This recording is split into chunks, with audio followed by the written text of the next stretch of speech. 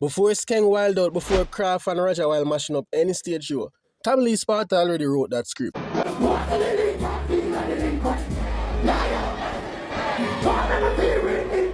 The flow, the chaos, the demon energy, the darkness, none of this started in 2020. It started with a misunderstood artist who changed dancehall forever and nobody gave him the credit. It's a Tommy Lee thing. Because long before the new era began to scream, rage, tattooed up, and run the dark chop lane, Lee Sparta already walked that road alone. Back when dancehall was terrified of anything that wasn't normal, he stepped in with the horror tone, demon vocal, distorted ad-libs, and a whole visual style nobody else dared to touch. They laughed at him, critics call it gimmicks, the system tried to box him in, but the youths, they felt it. They connected to the pain, the chaos, the darkness, the rebellion, and today, the very same elements they once dismissed have become the core of modern dancehall new generation. The young black sing away, cool-hearted kill away. So in this one we're going way back into the origin, the transformation, and the undeniable evidence that Lee didn't just join dancehall. He quietly shaped an entire sound we are hearing today. To understand why the new generation sound the way it does, we have to go back to where this entire energy started. Lee entrance into the Gaza. And for those who did not know, Lee Sparta officially became a member of the Vybz Kartel Portmore Empire at the Gaza camp in March 2010. Vybz Kartel first noticed Lee talent during a performance in Montego Bay and extended an offer to join the crew, which Lee initially declined. He accepted the offer after performing at Vybz Kartel birthday bash. This was January 2010, and by November, one them released one of Lee's major hit single under the Gaza ban. And by the following year, people immediately noticed that Lee had something different to offer to dancers. All I little youth them in the school nowadays, Lee, is Lee. You don't have no more popcorn in there, people then heat out that. It's Lee. Song like Psycho, Uncle Demon introduced a style that dancehall had never seen before.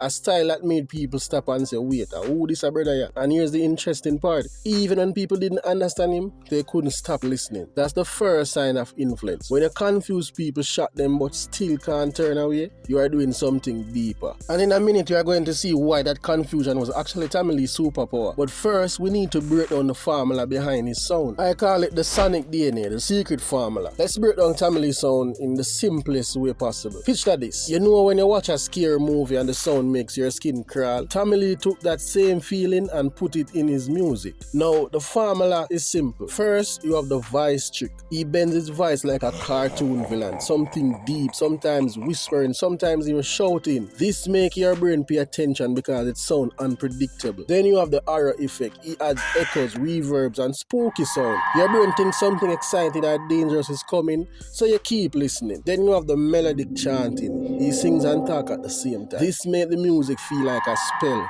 catchy, strange, right? Then you have the chaos ad-libs. These short sounds act like a jumper in scary movie.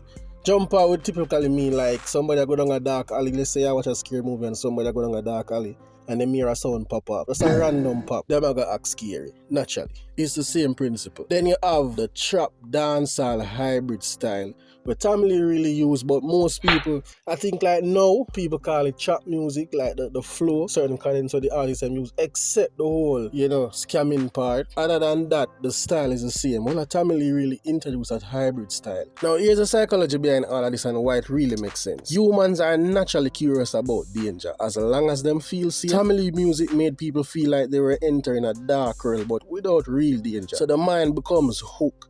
It's the same reason kids love haunted house, but also screams when time they are inside of it. All of this style is secretly planted inside the new generation. Now let's talk visual. Because Lee didn't just sound different, he actually looked different as well.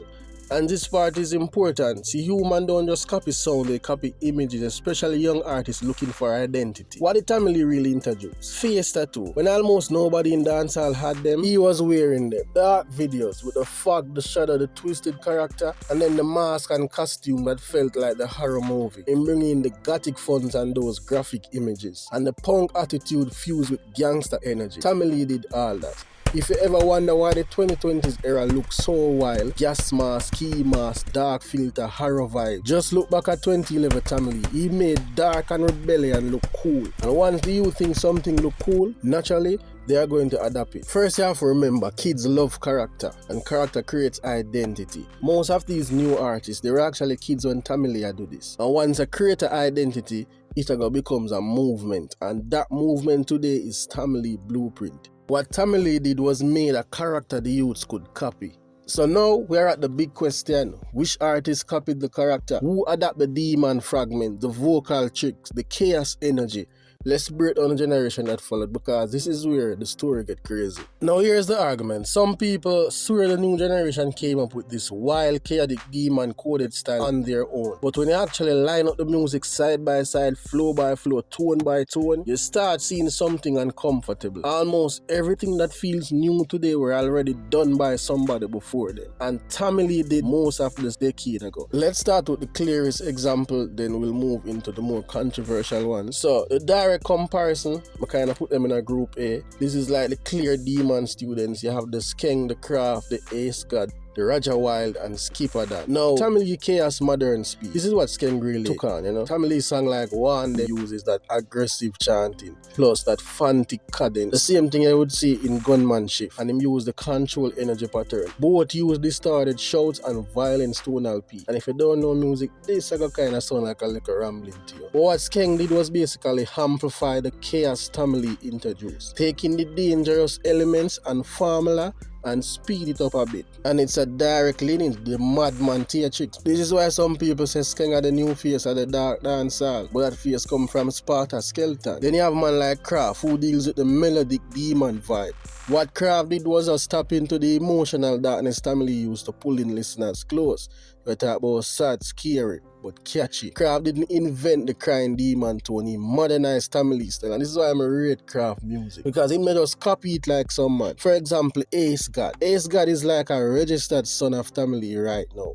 His style is almost identical to Tommy Lee 2010 to 2014 era. And the funny part, he uses almost the same reverbs and the echo them what Tommy Lee used. Almost the same visual era themes. You can go check. I wish I could have played all of them songs here so you guys could actually follow more closely. But you don't know, I don't really want my channel to get strike. And then when I talk about some artists and then them feelings, yeah man, them will pull any stuff. And then you have man like Rewired. Rewired unpredictable screaming style mirrors Tommy Lee early experimental vocals. See, both use like the crowd control screams or the short burst flow. And then you have a man like Skippa Don. Skippa Don is new to dancehall, but he's basically the horror movie Tommy Lee film, but extended into a new character. Now that we covered the obvious ones, let's go into the part people argued about. The artists who say they are not influenced by Tommy Lee, but the music tells a different story. First, you have Jahshii. Tommy Lee was the first one who mixed the sad boy emotional deliveries with the dark instrumentals. So even though Mlard really invented the style, Tommy Lee bring it to a different level by bringing the gothic style. Jahshii used the same formula in almost all deep tracks. When I look at songs like Blessing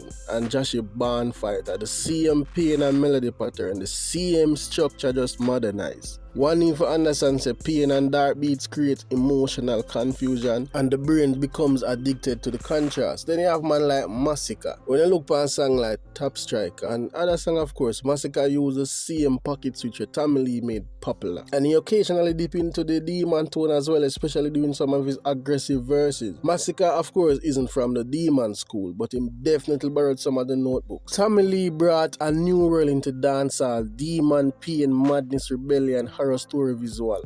And the entire new generation build them career upon that. When I talk about spiritual battles, inner pain, madness, gothic, darkness, haunted metal space, emotional trauma, anti-system rebellion, and even the producer them adapt to the style. Them start for add some deeper, more bassline. Them start for add some of the cinematic sound, some of the gothic sound in the beats there. Dancehall is heavily infiltrated by what Tommy Lee first introduced in this space. This new generation is all about psychotic energy, demonic persona, and that mental instability. Listen to all of them songs. Craft, emotional darkness, pain mixed with chaos.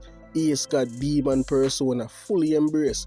Intense, mad, fast, unstable emotional tone. Jahshii deal with pain and the mental breakdown imagery.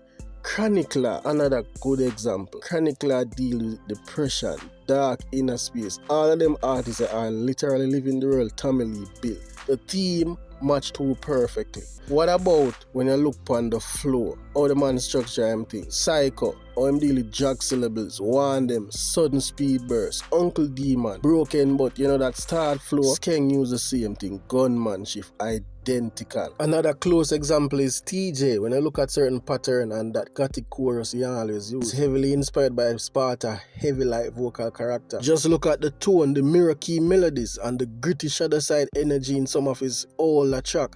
Even now, if you notice TJ when he must scream out, it just sounds like an extended version of the style of Tommy Lee El Polarize. It's a Tommy Lee thing? No, definitely not. Persons are Yeah, of course you're influenced by Tommy Lee. I mean, No, I wouldn't say that.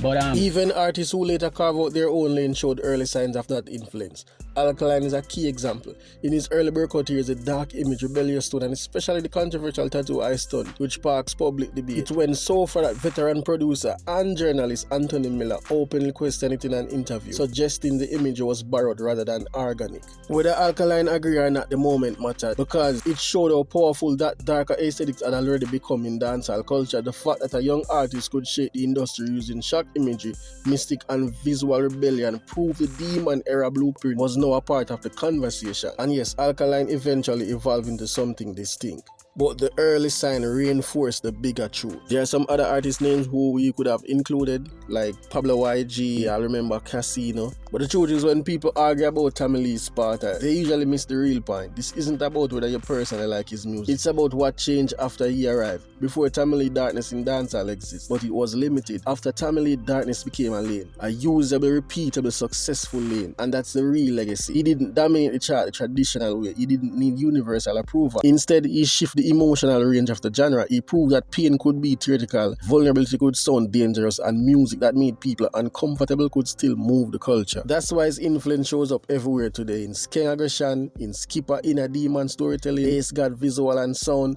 Jahshii emotional weight, intense explosive delivery, and even moments where artists like Massacre briefly step into the darker territory. So yeah, some of them borrowed the sound, some borrowed the mood, some borrowed the attitude, but all of them borrowed the permission. Because once Tommy Lee made that style work, it couldn't be undone. The industry couldn't erase it, the backlash could even kill it, and time didn't water it down for sure, it evolved. And that tells you something important about music and influence. The artists who matter most aren't always the ones who sell the most records. Look at Bounty Killer. They are the ones who expand what's possible. Tommy Lee didn't just make music, he changed what dancehall was allowed to feel. And once a genre feels something new, it never goes back. If you enjoyed this video, hit the like button and check this one out. See you on the next one. Peace.